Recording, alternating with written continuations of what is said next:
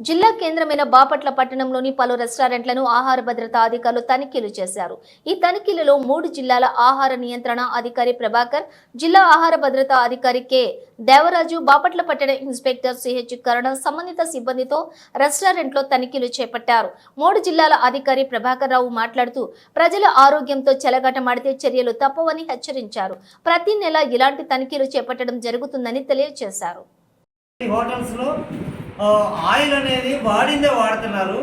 అది ఎక్కువ వాడితే ఏమవుతుందంటే 25 reading TPC total polar compounds అని చెప్పి ఒక మీటర్ ఉంటుంది. దాంతో కొలిస్తే ఏమవుతుందంటే 25కి మించి రీడింగ్ రాకూడదు. 25 దాటితే మాత్రం వాళ్ళ మీద కేసులు ఫైల్ చేస్తాం, జేసీ గారి కోర్టులో కేసులు ఫైల్ చేస్తాం.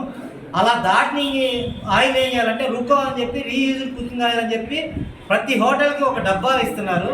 ఆ డబ్బాలో ఆయిల్ని వేస్ట్ ఆయిల్ని ఆ డబ్బాలో పోసేస్తే లీటర్ 30 రూపాయలకి రుకో వాళ్ళు రీయూజ్డ్ కుకింగ్ ఆయిల్ కొనుక్కొని వెళ్తారు. కాబట్టి వాళ్ళకి ఇవ్వండి. మీరు ఆ వాడిన ఆయిల్ని వాడకుండా మీరు ఆర్థిక ఇబ్బంది లేకుండా రుకో వాళ్ళకి ఇచ్చేయండి. మీకు ఆర్థిక ఇబ్బంది ఉండదు. వాడిన ఆయిల్ వాడుకొని ఉంటే ప్రజల ఆరోగ్యం కాపాడిన వాళ్ళు అవుతారు. Thank you.